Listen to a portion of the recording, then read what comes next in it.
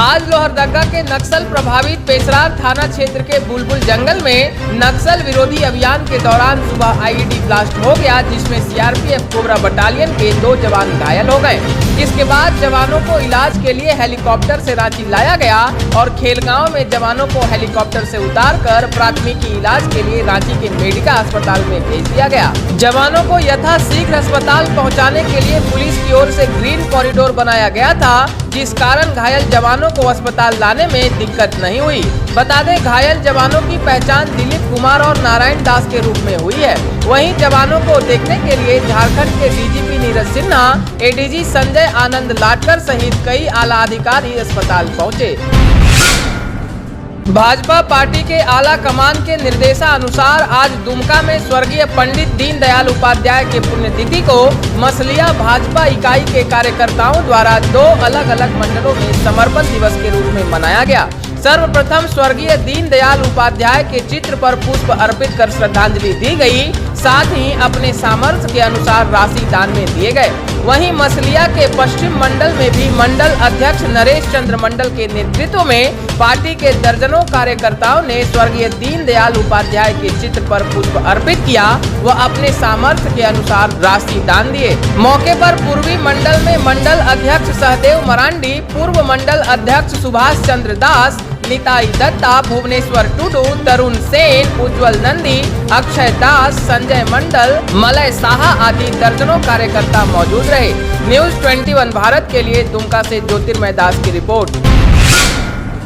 आज दुमका में तिलका मांझी के शहादत दिवस पर पहाड़िया मुक्ति सेना की ओर से पुराने समाहरणालय परिसर में 1 दिवसीय धरना प्रदर्शन कर दुमका के आयुक्त को संथाल परगना प्रमंडल के मूल निवासी पहाड़िया आदिम जनजाति के विकास एवं बचाव हेतु मांग पत्र सौंपा गया। पहाड़िया मुक्ति सेना के सचिव गया लाल देहरी ने बताया कि पहाड़िया आदिम जनजाति संथाल परगना प्रमंडल के मूल निवासी रहे हैं, परंतु आज एक सुनियोजित साजिश के तहत पहाड़िया जनजाति को समाप्त किया जा रहा है और सरकार द्वारा दिए गए संरक्षण को समाप्त किया जा रहा है, जिस कारण यहाँ के मूल निवासी विलुप्त होने के कगार पर हैं। अतः पहाड़िया आदिम जनजाति अपने बचाव और विकास के लिए सरकार से मांग करती है कि क्लीवलैंड की पहाड़िया परिषद 1972 के आधार पर पहाड़िया विकास का कार्य पहाड़िया ग्राम सभा के माध्यम से कराया जाए। उन्होंने कहा कि वन अधिनियम 2008 के तहत संथाल परगना की पहाड़ी वन भूमि पर यहाँ के मूल निवासी पहाड़िया को वन भूमि का पट्टा दिया जाए, साथ ही पहाड़िया कल्याण शाखा को पूर्व की तरह रखा जाए, जबकि झारखंड सरकार के द्वारा इसे ITDA में शामिल करने का आदेश जारी किया गया है। इसके साथ ही उन्होंने कहा कि कुम्मार भाग पहाड़िया को भी आदिम जनजाति की श्रेणी में रखा जाए। न्यूज़ 21 भारत के लिए दुमका से ज्योतिर्मय दास की रिपोर्ट।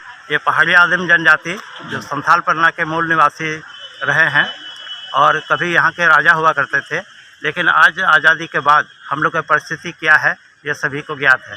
धीरे धीरे हम लोग जो है इस धरती से मिटने जा रहे हैं। विकास के नाम पर हम लोग का जो है शोषण, अत्याचार, बलात्कार यही हम लोग के माने किस्मत में आ गया है। इसलिए आज हम लोग इस 1 दिवसीय धरना के माध्यम से हम लोग ये मांग कर रहे हैं कि जो कमिश्नर कमेटी के द्वारा जो है पहाड़िया आदिम जनजाति के द्वारा विकास का काम करना था, वो विकास का काम किया जाए और वन अधिनियम 2006 के तहत जो है पहाड़ी वन भूमि पर सिर्फ पहाड़िया को ही पट्टा दिया जाए और विशिष्ट पदाधिकारी पहाड़िया कल्याण का जो पोस्ट है वो ITDA में सम्मिलित किए जाने का अभी प्रस्ताव किया गया है और हो रहा है। तो हम लोग चाहते हैं कि पहाड़िया आदिम जनजाति का विकास के लिए पहाड़िया कल्याण से ही के माध्यम से ही किया जाए।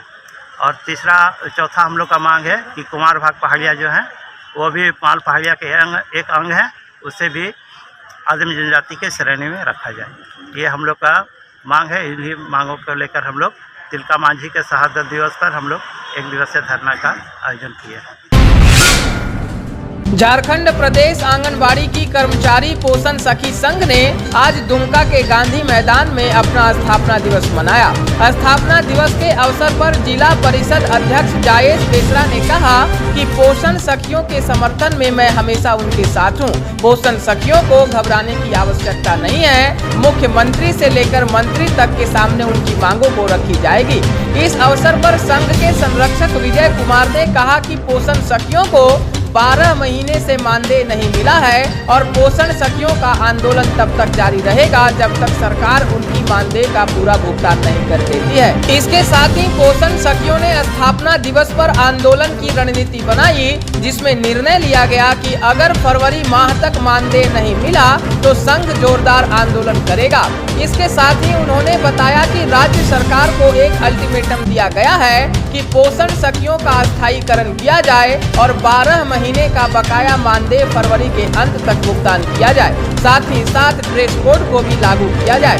न्यूज़ 21 भारत के लिए दुमका से ज्योतिर्मय दास की रिपोर्ट। हम लोग ये 6 जिला में हम लोग पोषण सखी का बहाल हुआ था, 2016 में हुआ था बहाल, और हम लोग को मानदेय लगातार देते गया। हम लोग को 19-20 तक मानदेय मिला। इसके बाद से हम लोग का मानदेय बंद कर दिया है और हम लोग को कोई सूचना भी नहीं मिला। हम लोग का मानदेय बंद कर दिया है। हम लोग काम भी करते आ रहे हैं। कोरोना में भी जितना भी हम लोग का जो दूर दराज से आते थे उन लोग का भी हम लोग घर घर जाके सर्वे करके हम लोग रिकॉर्ड भी रखे, और हम लोग जो भी टीकाकरण होता था गर्भवती सबका सारा कुछ करते हुए भी आ रहे। फिर भी हम लोग का मानदेय अभी तक लंबित है। हम लोग का कोई सुनवाई नहीं हो रहा। हम लोग का रीति रिवाज से हम लोग चल रहे, धरना प्रदर्शन भी कर रहे हैं, फिर भी हम लोग का कोई सुनवाई।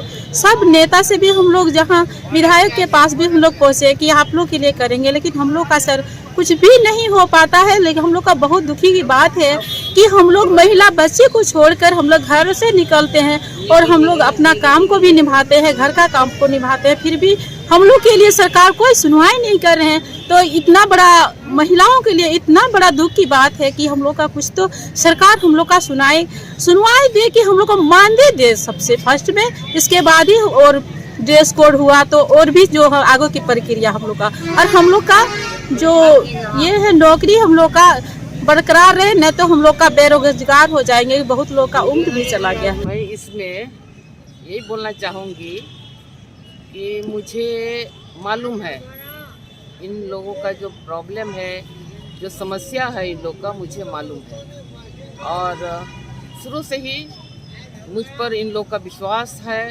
था, और हमने वादा किया है कि आप लोग की लड़ाई में मैं हमेशा रहूँगी। मेरे अगुवाई में इन्होंने कई बार माननीय मंत्री जोबा मांझी जी से भेंट की है। इसके बाद हमारे सीएम साहब उनसे भी भेंट किए हैं, लेकिन अभी तक इसका समाधान नहीं हुआ है।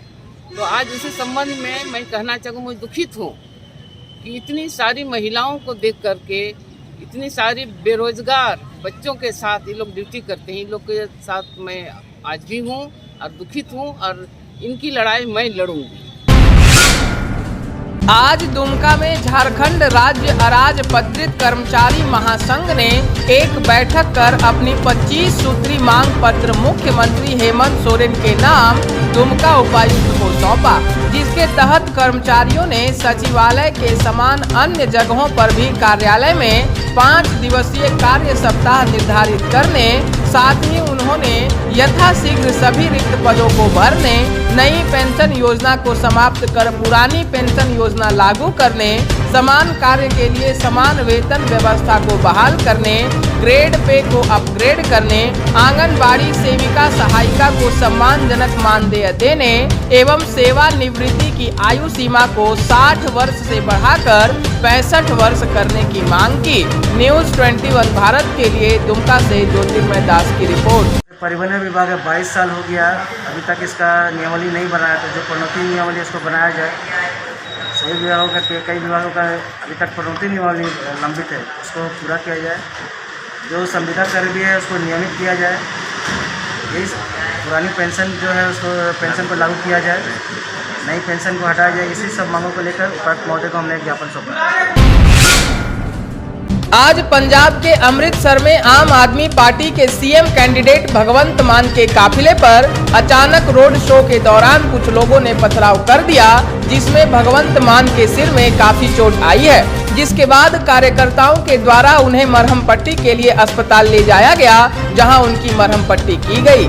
बता दें काफिले पर पथराव अमृतसर के अटारी एरिया में किया गया, जहां भगवंत मान अपनी पार्टी के स्थानीय प्रत्याशी के पक्ष में रोड शो निकाल रहे थे। प्रत्यक्षदर्शियों के मुताबिक भगवंत मान गाड़ी की सनरूफ खोलकर खड़े हुए थे और लोगों का अभिवादन कर रहे थे। इसी दौरान किसी ने उन पर पथराव करना शुरू कर दिया, जिसमें एक पत्थर मान के सिर में जाकर लगा, जिससे वह घायल हो गए। आज भारतीय सीमा सुरक्षा बल बीएसएफ के जवानों ने गुजरात के हरामी नाला क्रीक इलाके से 6 पाकिस्तानी नागरिकों को गिरफ्तार किया है।